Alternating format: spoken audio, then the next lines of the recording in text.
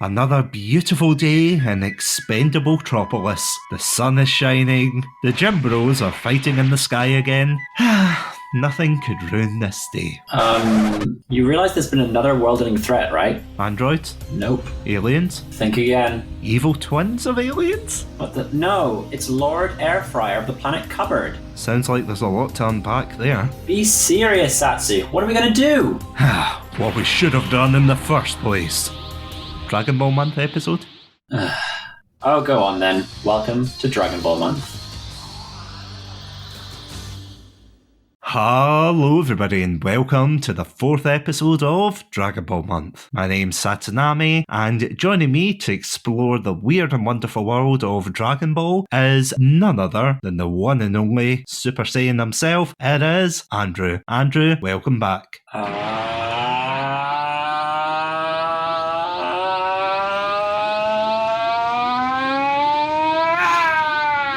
Jesus Christ. Oh, my ears. I would say, how are you doing? But you sound very powered up there. I'm amped. I'm powered up. I'm Kaioken times 5. Can't go any higher than that. I will die. But I'm doing great. Are you okay, man? Remember when that was a whole storyline that they were like, he can't go higher than that, he'll die. And then nothing came about that. There seems to be no consequences for Kaioken. I'm not really clear on what the deal with that is. Are you using mana up or something? You mean ki? That's the one. You can see I'm well prepped for this episode. Oh yeah, and on that note, of course, we are indeed talking about the weird and quite frankly wonderful world of Dragon Ball, which, I'm going to be honest, I'm going to blame Adam for this episode. I know he's not here to defend himself, but ever since we did the Living in the Pokemon world together, I have had this very weird idea of exploring other fictional worlds and seeing how we would fare. So of course, you and I, Andrew, we talked about living in the Legend of Zelda world. Robotic Battle Toaster and I did the Living in the 40k world. Wisteria Moth and I did the Sonic world. So today we are looping it back to you, Andrew, and we are going to be talking about what it would be like to live in the Dragon Ball world. I'm going to be honest, before we get into the meat of this episode, what do you know about the Dragon Ball world? Were you heavily invested in the world building and such when you were watching Dragon Ball as a child? Well, I watched Dragon Ball Evolution, which gave me a pretty good idea of what the Dragon Ball world looks like. So I think I'm pretty prepped to discuss it. Did I need to watch anything else, or did that kind of cover my bases? No, as long as you talk about bullies having a non-original nickname for you, yeah, I think you should be okay. Yeah. Oh yeah, and shapeshifters, something about clones. There's a lot of cloning in that film, I've just realised. Yeah. No, sorry, go on.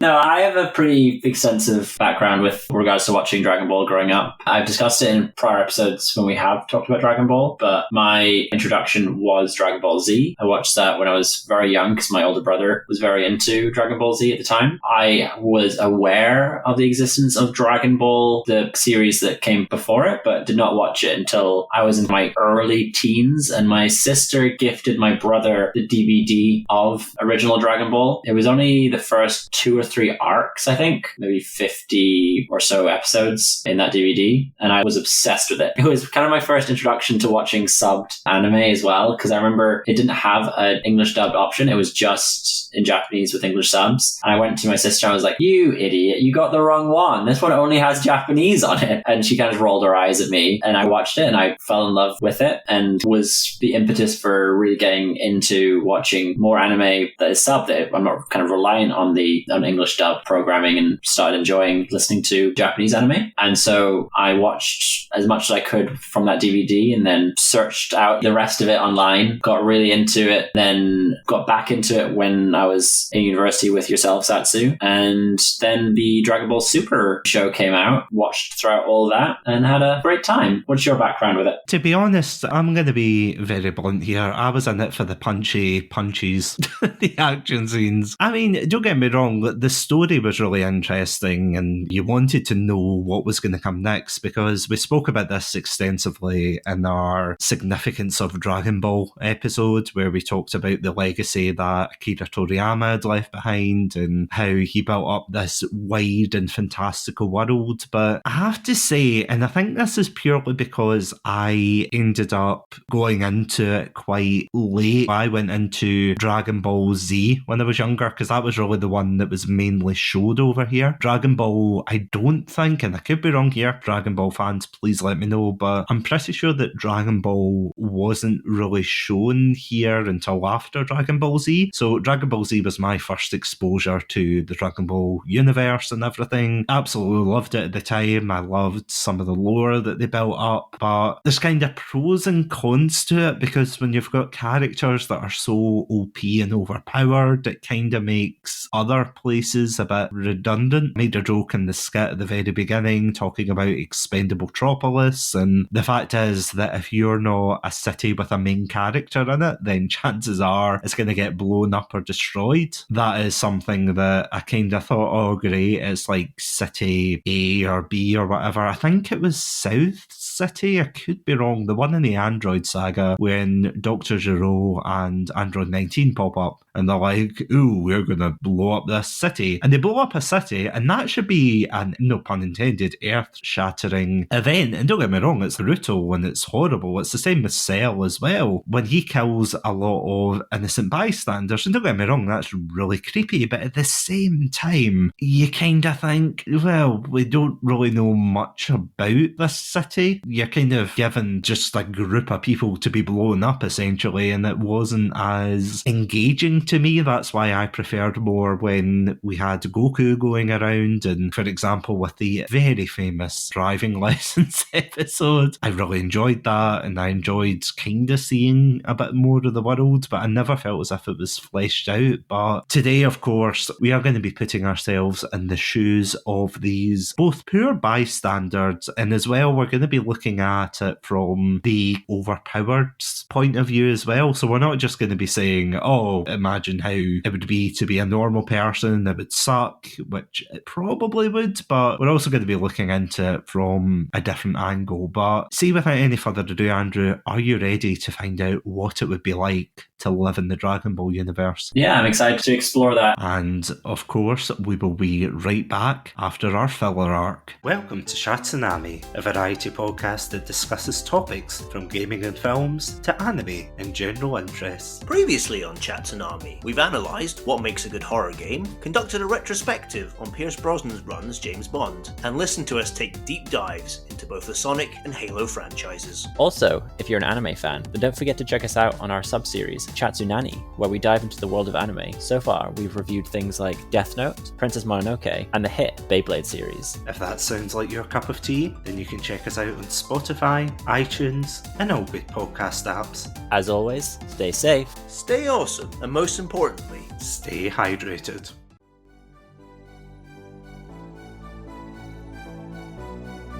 Fancy taking a humorous trip down a random topic each week? You do? Well, you're in luck. Casting Views, presented by me, Dan, and a host of guests, bring you just that. With topics from the world of entertainment, science, sport, and everyday life, there's bound to be a topic that's going to inform and amuse. Catch Casting Views every Sunday on all listening platforms now.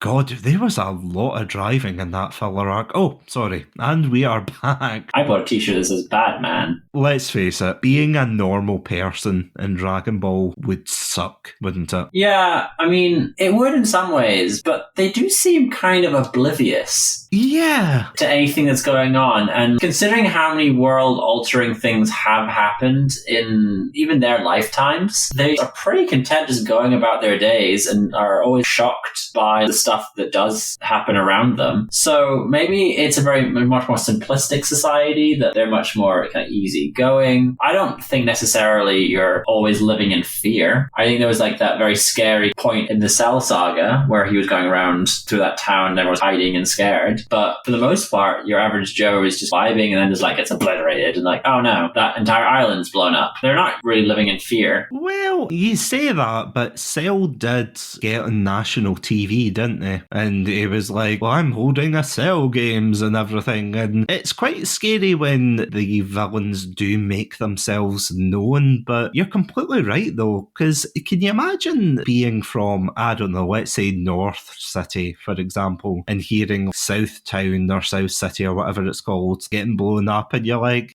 probably an accident.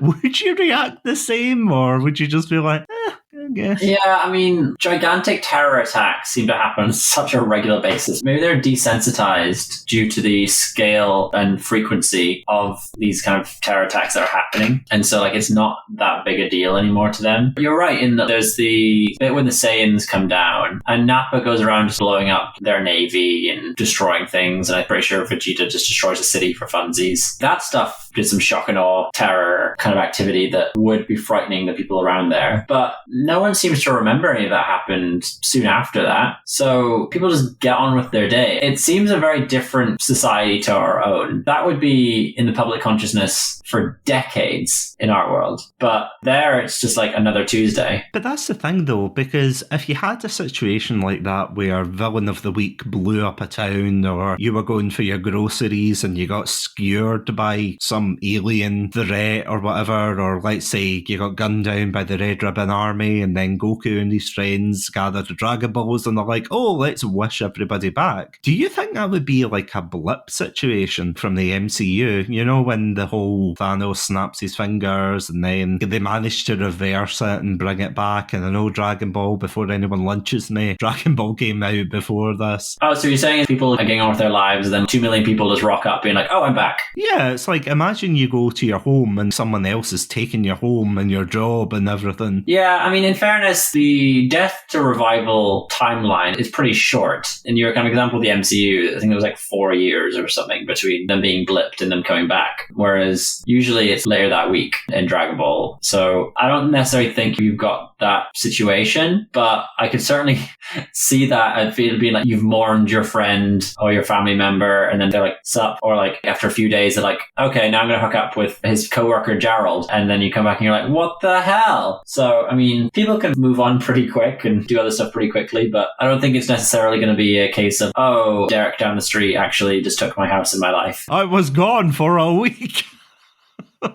Yeah, it would be pretty rubbish, but, well, I mean, that's an understatement. It would be pretty rubbish. But going off on that, though, do you think there's a lot of conspiracy theories in the world of Dragon Ball? What you were saying there, how a lot of people are like, oh, there's this evil monster that's just announced himself. And, you know, for the likes of Cell and Majin Buu, it's really difficult to avoid them. But let's say it was like your run-of-the-mill alien attack or whatever. Do you think there's people out there who are saying these things, no pun intended, saying these things, and then, like Mr. Satan, they're saying, oh no, it's smoke and mirrors? I mean, that literally happens in the show. That's quite literally what happens, that they say that this is all fake news, and that any kind of threat that's there, they have the skilled martial artist Mr. Satan who can solve it, and he has at least 2 or 3 times. Our best martial artist, Mr. Satan, goes in, and then it's solved. And so maybe they also know that they have the backup of being wished back, and so there isn't as much concern so long as someone survives it. I can just imagine getting blown up by a Kamehameha or something, and you're like, avenge me! Find the balls!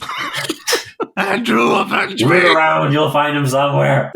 If you looked under the couch, that's where I find stuff sometimes. Oh, do you know, that would be the worst, wouldn't it? If you go to the other side and you're waiting in line for King Yema's and you turn round and it's just like seeing you in the line like, hey, no, you die too. Buddy! Imagine you're really happy in the afterlife. You're like, this is pretty chill. And then you come back and you're like, no! Don't take me back there. I have a 9-to-5 job. I was finally in peace. Do you know how much zenny that I make in the real life? It's not a lot.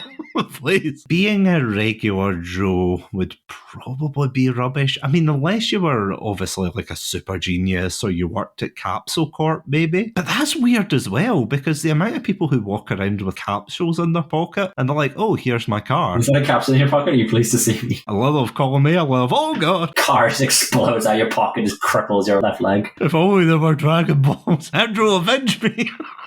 Imagine people just want like really petty wishes, something that could just heal over time, really no problem at all. They're like, could you wish my leg not to be broken anymore? Could you wish to speed this process up? I mean, people do that though. Yeah, Bulma wishes to look a little bit younger. Yeah. You see, if you learned about the Dragon Balls, right, and you were told that there were these magical orbs that granted a wish and whatnot, let's say that you believed thoroughly that this was a thing, would you still go and try and find them as an average Joe? If I had like a scanner, then I'd give it a shot. Yeah, I mean, if it comes too dangerous, I'll just be like, all right, that's me. But if I feel like I can collect the Dragon Balls and make my wish and make my life better, then yeah, I'll do that. What's wild is that these are life-changing magical things that you can summon a dragon to make a wish to improve potentially your life and other people's lives so much better. But by the time it comes to Dragon Ball Super, Bulma's is like gathering them as essentially a gift to people at her birthday party. Oh, and you get to make a magic wish because it's my special birthday and you get to do that this year. Imagine how frustrating it'd be to know like Kim Kardashian already has everything she could possibly want and then also has this magical wish that she can make and that she seems to be bogarting at every possible chance that only she gets to make. That is a very depressing thought, Andrew. See, in all seriousness, I don't think I would go for it either, because to use the scientific term, I would quickly shite myself if I was like, oh, I'm going to go and find the Dragon Balls. And then you see long-haired Goku fighting a smoke demon bug dragon thing in the city, and you're like,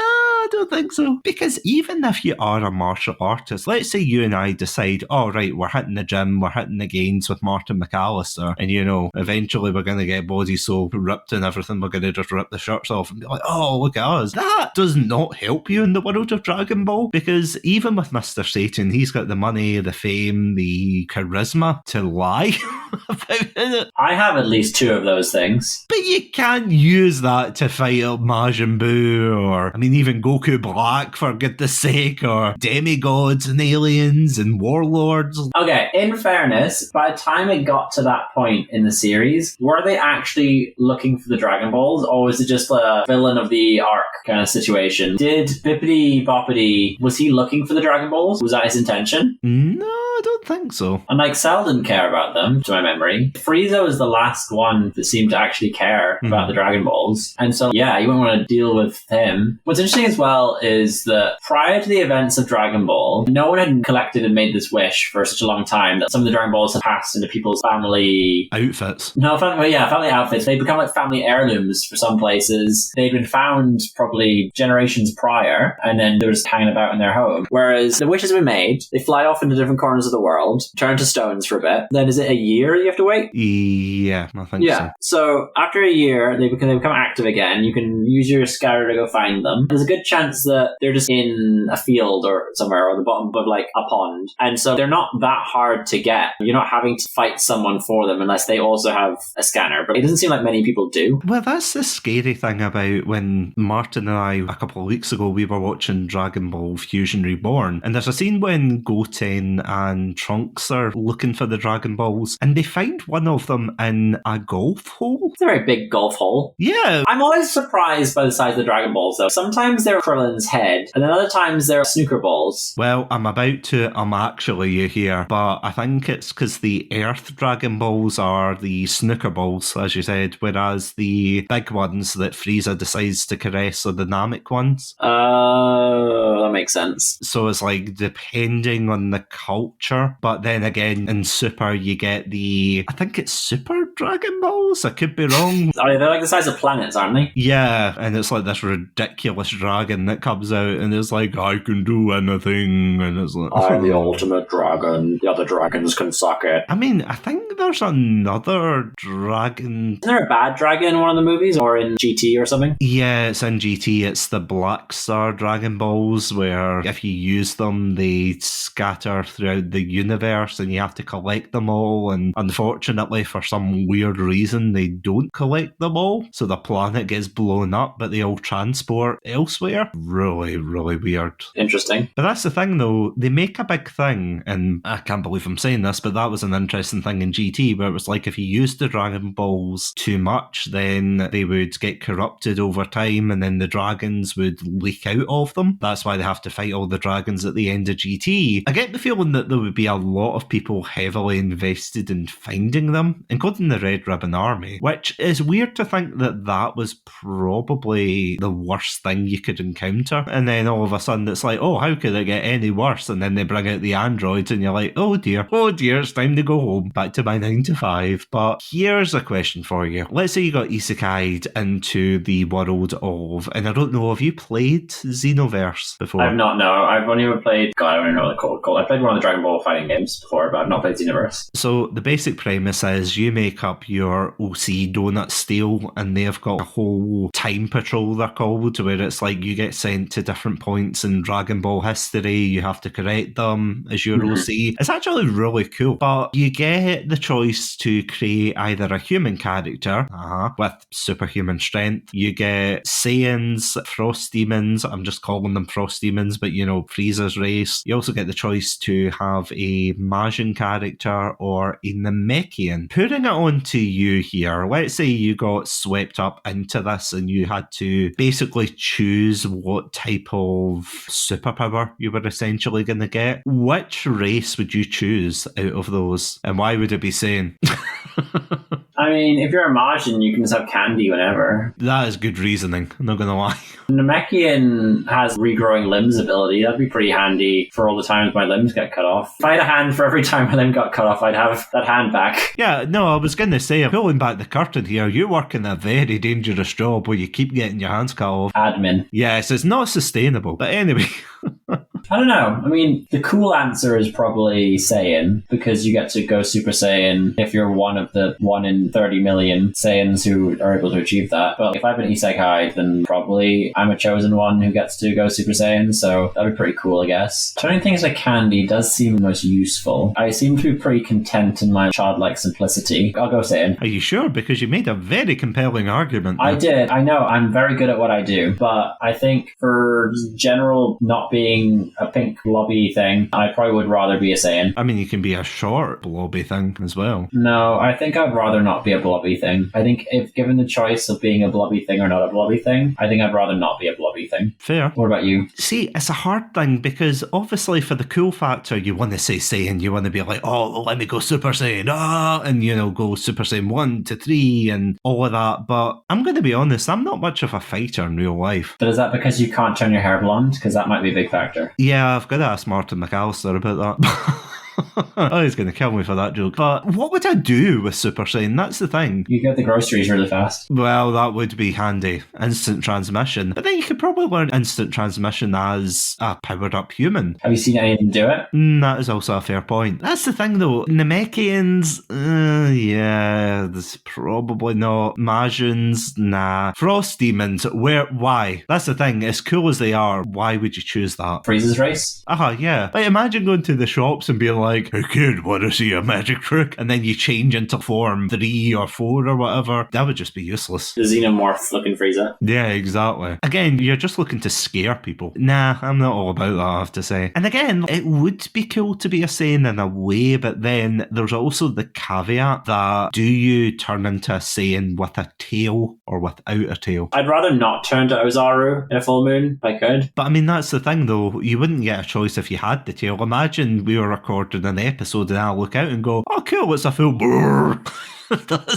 Do I know going into it that will happen? Oh, there's the monkey paw, isn't it? You want to be a Saiyan. Oh, granted, but you've got the tail. If I know that I'm going to have the tail, then I'll cut it off and that will just immediately solve it. But like if I'm oblivious to what a Saiyan is and the repercussions of having this tail, then I'll be like, oh, nifty, a tail. And then the full moon comes, as you say, and then I'm like, I'm a big gorilla man. Grrr. I can fire atomic blast out of my mouth like Godzilla. I was going to say that's like 90% of our dialogue for the past couple of episodes.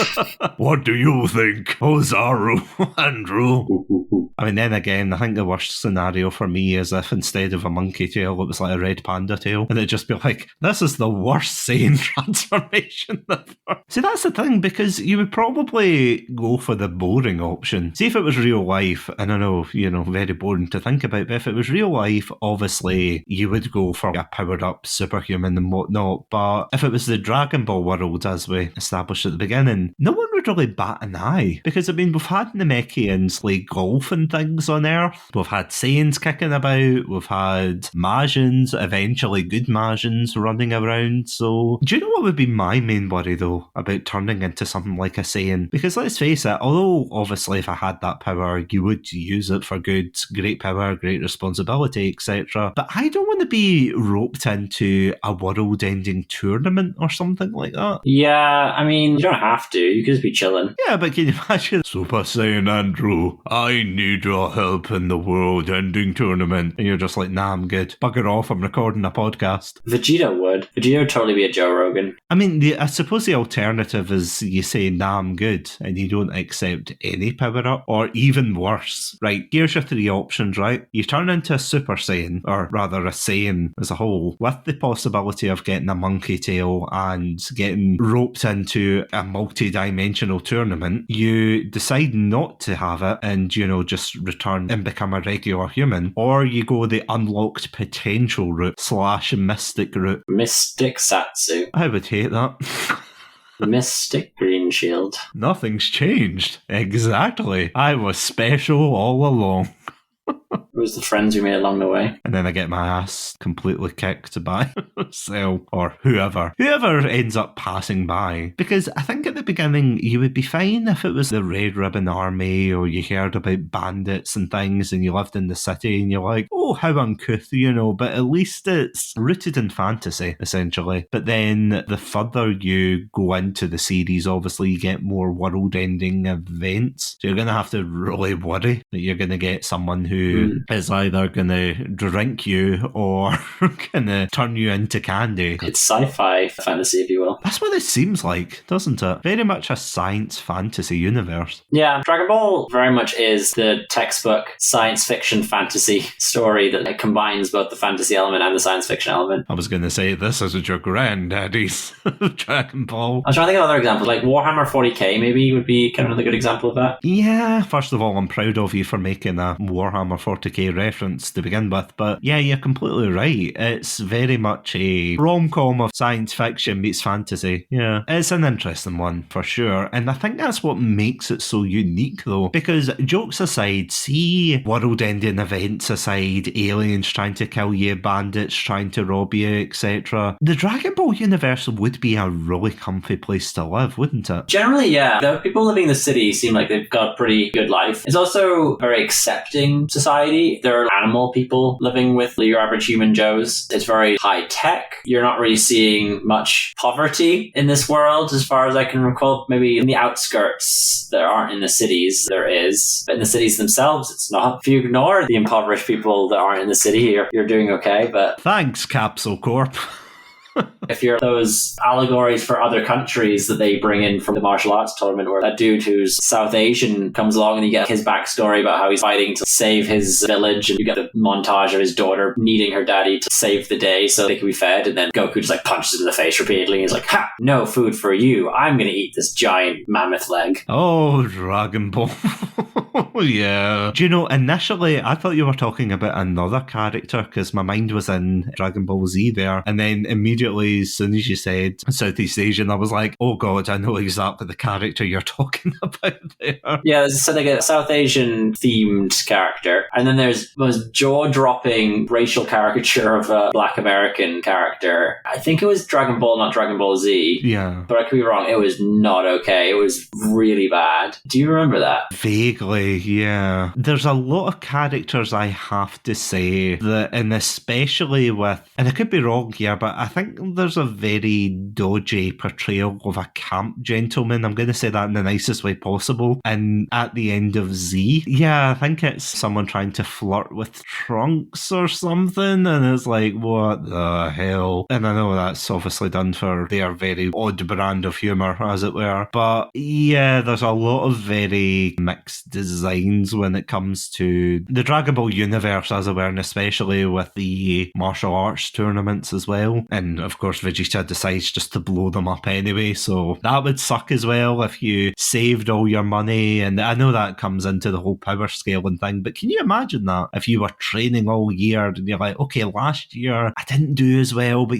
this year I really think I've got a chance. And then you see a poor young girl getting body slammed by a big beefy bodybuilder with a big M on his head and everything, and you're like, yeah, screw this. My family doesn't need to eat that much, and you just leave. That would probably ruin your enjoyment of the sport, wouldn't it? Well, that's the thing. It felt a lot more grounded in the earlier season, or the earlier part of the series, where this big scary guy with his secret crane move might beat our main character. Whereas no human is going to be on the same level. Even the Yamchas of Dragon Ball, you're not going to get past him. And so it now just becomes completely redundant. And so they now rig it so that Mr. Satan will win because he pays them to do that. If you can get drawn in a way you get to face Satan at the end, then you have a decent chance of winning. He's a pretty skilled martial artist, but you at least have a chance. Whereas if you draw against like Tien, then there's a good chance you'll die. Whereas prior to that, you had a decent chance. And if you trained real hard, you did the best kung fu of your life, maybe you would win the Tenkai Senshai, what was it called? Tenkai Budokai? Close enough. Damn it, what was it called? I'm going to find out. It was a something Budokai, you're right. The World Martial Arts Tournament, Tenkai Budokai, Tenkaichi Budokai, the #1 under heaven martial arts gathering. Wow, spoilers. Goku is winner of Tenkai Budokai.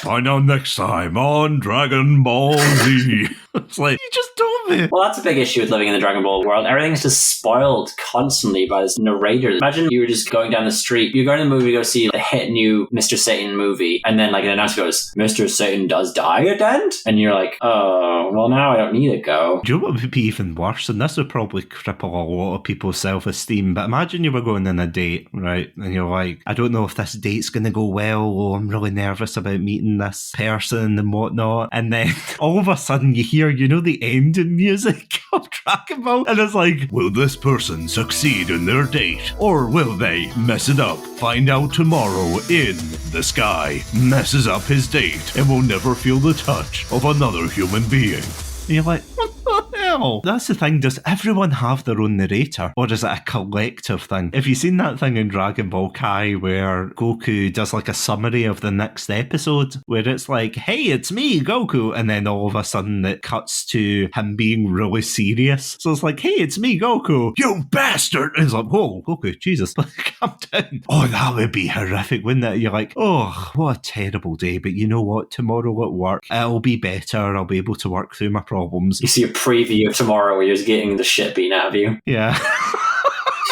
Give us your milk money, kid. It's like, I work in an office. You're just like watching a horror as you just see an image floating with just your head just being plunged in a toilet repeatedly. Join us next time on Swirly Ball Z.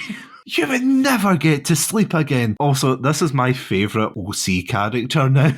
The narrator, or not even the narrator. It's like, you know how you've got the pantheon of Dragon Ball gods. You've got King Yama, you've got King Kai, you've got the Supreme Kai, you've got Grand Kai, you've got all the Kais of insert any direction here. But then above that, you've got the Lord of Destruction, you've got the Angels, you've got Grand Zeno. Can you imagine if just above that there's just the narrator that sees everything? It's a bit like Q, I suppose, in Star Trek, a being that knows everything that's going to happen, but they just do things to dick with you. So you have like the Lord of Destruction.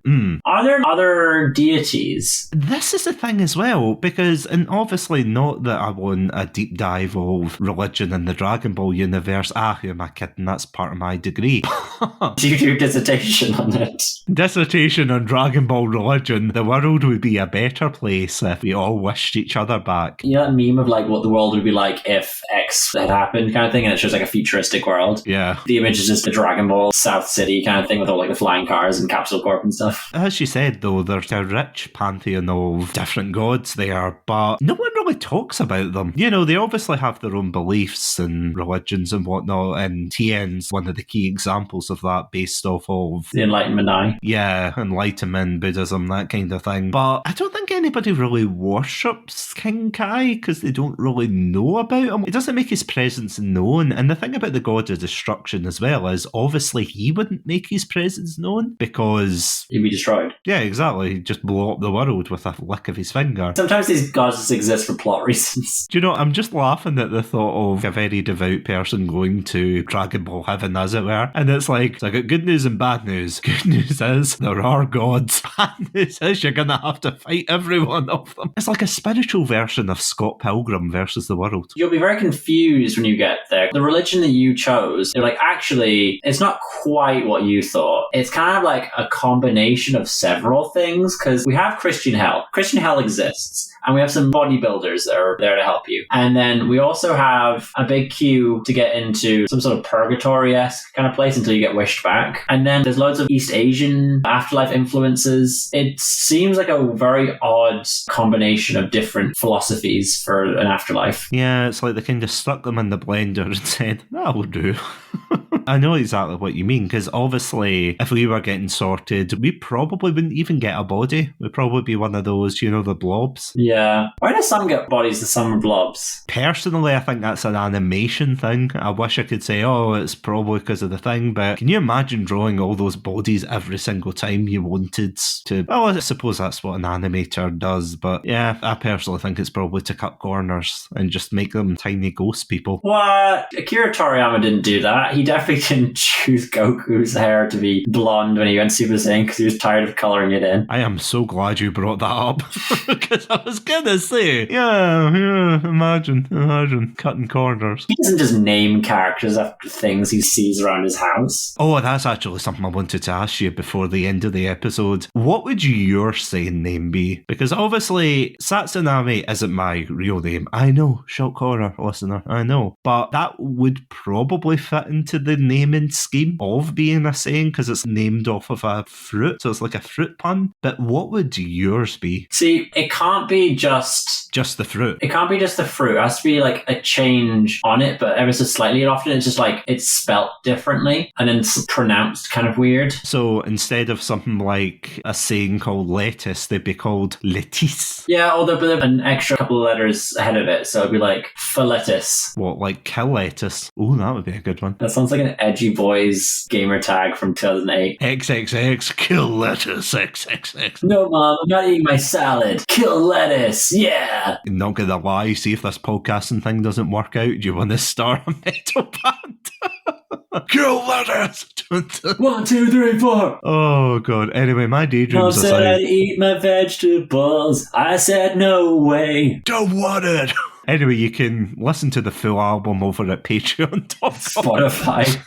Yeah, Spotify. Go to my SoundCloud link. We're SoundCloud rappers now. Do people still use SoundCloud, or have I just aged this episode? I mean, I don't know, do they? What I'm asking is, do people in the Dragon Ball universe use SoundCloud? Are there rappers in Dragon Ball? You know there is. Are there mumble rappers in Dragon Ball? Oh God, there probably is. There's probably like a whole Ginyu Force worth of them. Oh, can you imagine there'd be like a Ginyu K-pop band? I mean, that would be another thing that would be ruined for you. Space exploration. Why would that be ruined for you? Well, you go to see other planets and then it's like, oh, it's been conquered by Frieza. He's about to kill me. You know, and then they send the next NASA scientist and they get blown up in Namek or something after 1 Namek minute or something. Well, in fairness, I don't think anyone has done that. It seemed like the only people, when they found Piccolo's spaceship and were like, all right, off we go, and they flew off, it seemed that was the first people ever flew to space. I thought Capsule Corp built their own spaceships. Oh, yeah, they did, but they don't mention going into space and doing stuff, so I have no idea. Well, they went into fake Namek, remember? But that was our Dragon Ball guys doing that. Has anyone outside of that done it? Oh God, can you imagine being an astronaut in this? Where it's like you look up and you see a random martial artist and a cat. a purple cat fighting in space, and you're like, man, I chose the wrong career. It would be like that scene from Modern Warfare 2, you know, when you're playing as the astronaut and you just get blown back. It's like that, just, no. That's the thing, though. I'm not saying the wonder's not there, but it would be more the depressing side of Star Trek in the sense that there would be a high mortality rate in terms of it's like, so you want to be an astronaut? And all the kids are like, my daddy was an astronaut. But yeah, I don't know. What would you say the worst job would be in this universe? I mean, other than rebuilding, although I'm assuming they've got robots for that, but capsule maker maybe? Probably the admin person in heaven that has to go through all those people dying just constantly. Yeah, but in the land of the living, though. The guy who cleans Dr. Giroux's lab, maybe? Yeah, any kind of grunt work in the Red Ribbon Army kind of suck. Yeah, it'd be like the Jesse and James treatment. Don't worry, we'll catch that Son Goku. And then instead of getting blasted away, you literally get blasted to oblivion. Unless you joined a gang. But again, is that a sustainable model of living? To join the peel-off gang or an equivalent? We tried it and it didn't really work. No, there was too much clicking. That was the thing. We both kept breaking out into song about lettuce, apparently. So you still haven't answered that question. I'm getting my journalist moment here. Like, answer the damn question, Andrew. Nah, jokes aside. Again, going back to an earlier point, I do think that if you had a house in the middle of nowhere and you weren't as likely to have bodybuilders and gym bros fighting above you, it wouldn't be the worst thing. You know, you would be able to live off the land and I suppose have a peaceful life. Travel to the city, yeah. One thing we haven't really discussed is the monsters that seemingly exist in the world as well. There's just dinosaurs are just about. Well, that is true, yeah. And like they're pretty sentient, smart dinosaurs as well. And dragons as well. Yeah, but you don't really see those very much. You take that back, for goodness sake. Yeah, no, you're right. Is there not giant fish as well? Yeah, it looks like absolutely terrifying creatures. You would never go in the water because that would be horrible. I mean, other than obviously the monstrosities that King Piccolo births, I suppose is the right word, like Tambourine et al. But I mean, there's also shapeshifters, which I don't know how to feel about, I'm going to be honest. Yeah, there's a lot of Eastern origin magic kind of stuff going on. Witches and shady. There's like vampires and stuff at some points in the original Dragon Ball. That's true. There's some pretty freaky stuff going on in the world if you're just an average Joe or a lower powered protagonist. Potential unlocked individual, thank you very much. Mystic person. Mystic Joe. If you had the power to defend yourself, then absolutely this kind of world wouldn't be a problem. But again, even if you went camping, thinking back to Cooler's Revenge, which I still don't get why they call it Cooler's Revenge, but it's a whole other rant. But, you know, they were just camping in that one, and then they got attacked by like a frog man and another underling before Cooler finally shows up. So imagine you're fishing, you know, in the middle of nowhere, and then all of a sudden, bam, you get explosions. But like, that was just to a couple of people. How likely is that going to be to me? When do I go fishing? Tell you, never. Which actually reminds me, do you want to go fishing this weekend? I don't know. What's the forecast like for alien attacks? Pretty mild, I think, yeah. Alright, well. You know that would be a job, wouldn't it? Tracking how likely a city's going to get absolutely devastated. Do you remember in the early 2000s, America used to have different terror level warnings? They were like, today's yellow, keep vigilant for terror. Do we not still have that, though? I haven't seen it discussed. I think it was quite a common thing in the early to mid 2000s. American Dad makes a joke about it in the very first episode. I'm not depressed enough to check what our level is.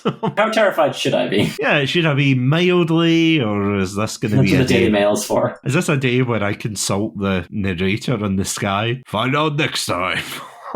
It's like, oh, I don't want to go to her. You definitely won't get flushed down the toilet. Really? Maybe. Okay. But in summary, is this a world you would like to live in? Yeah, okay. The benefits outweigh the negatives. I think that you have a pretty good life, it seems. And yeah, you might die, but your city might be fine. You might get wished back. That's a risk I'm willing to take. Probably all good. There's an opportunity to maybe get some Dragon Balls and make a wish to change your life for the better. True. Oh god, can you imagine that? Like a company bingo thing where it's like Janet from accounting or something. What, gets the 7 Dragon Balls as a bingo prize? No, but like one Dragon Ball, can you imagine that? Oh, Janet from accounting, here you go. Here's 1 4 4-star Dragon Ball, and it's like, how the hell did you get that? I don't know. My granddad gave it to me, and I just left it in the loft. At what point would people become aware of what they are, and then would just be like selling them on eBay? Well, they'd be selling fake ones, surely.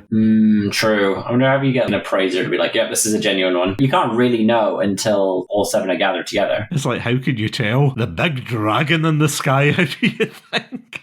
I guess if you have a scanner, you can tell pretty easily. Do you know, Antiques Roadshow would be wild in this universe? Or what's that other one? You know, the pawn shop one? Pawn Stars? It could be, yeah. Where it's like, oh, here, we've got the sword of an ancient warrior called Tapion, you know. He was sealed inside a magical ocarina. We've also got the 7 Dragon Balls. We've got a Saiyan pod. And he goes, best I can do is 100 Zenny. Take it or leave it. Yeah, Antiques Roadshow would be wild. Zenny is such a baffling currency that they're like, yes, this is 30 million Zenny. In actuality, that's £300. I mean, on the plus side, the economy seems to be really strong in this universe because nobody uses, as far as I know anyway, there could be a Dragon Ball fan away to punch me in the face for this, but no one else really uses any other currency. You know, obviously they've got things to trade and whatnot. Maybe it's like Star Trek where it's become like a unified planet where everyone uses the same currency. Yeah, I'd like to think that. So the economy's good. Probably less likely to have a cost of living crisis. So, well, I say cost of living crisis, but then you get a risk of life crisis when the next alien threat comes down. That's where you invest your stocks into just weapons. Do you know, there was an episode of Dragon Ball, it was one of the filler episodes before the Cell games, where I think it's Goku and Gohan, they protect a village, and Goku comes across, I think it's General Tao from Dragon Ball, but he's absolutely terrified because he realises who Goku is, and he sees how powerful he is, and he gets the hell out of there. But he's protecting these, I think it's gangsters or whatnot, and they have this glass bubble over them, and they're like, oh, you can't get in here, this is cell-proof. And then he basically prods it with his finger, and it absolutely shatters to pieces. And, you know, he makes the point of, oh, well, if I can do that, then Cell definitely would be able to blow you to Kingdom Come. So I think defence companies would definitely be in the Zenny there. They'd just be like, yeah, here's a bunker. Can it protect against key blasts?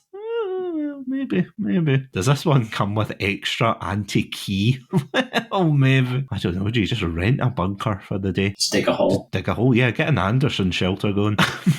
That rate. Well, I mean, that's probably the best thing you could do, is just have like an underground bunker kind of thing. Well, I mean, technically, and again, me putting on the nerd glasses, they technically have one in the Goku Black arc where they're all underground and they've got the big tunnel system and whatnot. So maybe, again, it's not sustainable to live like that constantly. And if you have the latest threat, whether it be, as I jokingly said at the beginning, androids, aliens, twins of aliens, that kind of thing, then yeah, you'd be pretty screwed. So for me personally, I'm a bit mixed. If it was peaceful enough, then probably, but I feel as if there's probably as many terrors in the Pokemon world as there are in this world. At least in the Pokemon world, you can fight back with your Pokemon, or as we established in that episode, with Metapods attached to you. But yeah, in this world, I don't know. I'm going to be honest, it's quite a difficult one. But saying that note, have you got any final closing thoughts about this world? Not much, just to say that the Dragon Ball world, you kind of often think of it in just like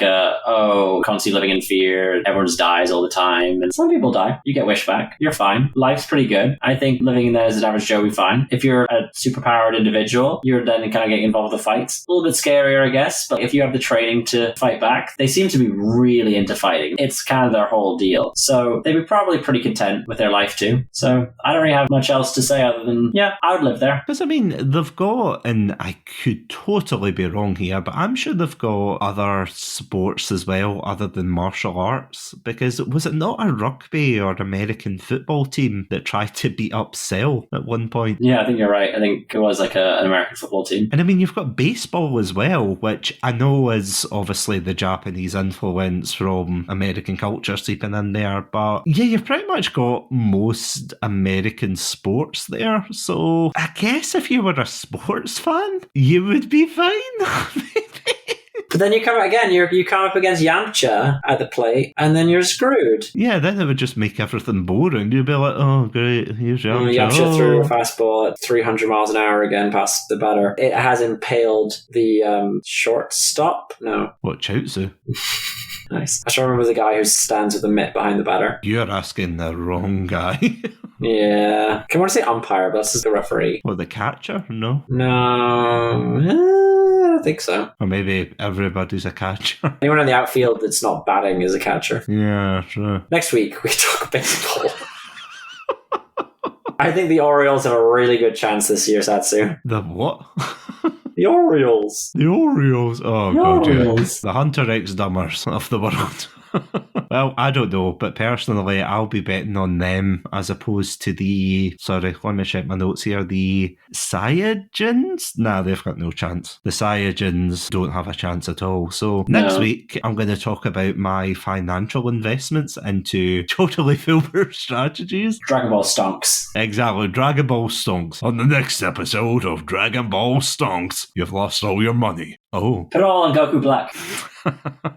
And on that note, Andrew, thank you so much for joining me in this fun-filled episode. Thank you so much for having me. It was really good fun sort of having back and forth about the pros and cons of the Dragon Ball universe. And as always, before we wrap up, where can these lovely Pandalorian listeners find your content? The lovely listeners can find myself on many other episodes of Chatsunami. You can find that wherever good podcasts are found. We recently just did the episode on Dragon Ball Evolution and also an episode on the English dub of Ghost Stories. You can find that at Chatsunami, wherever good podcasts are found, as well as the website, chatsunami.com. Also on Twitter, at Chatsunami, and on Patreon, patreon.com/Chatsunami. Thank you to our Patreons this month, Robotic Battle Toaster and Sonia. We really appreciate our Pandalorian patrons. They can get episodes 1 week at a time, exclusive content, and they can get it all for as little as £1 a month. £1 a month? £1 a month. You can also find me and Satsu on our other podcast, Stop, Drop, and Roll Initiative, a Dungeons & Dragons tabletop podcast with ourselves, wrestler Martin McAllister, and Twitch streamer Robotic Battle Toaster. That can be found at Stop, Drop, and Roll Initiative, or SDRI Pod, wherever good podcasts are found,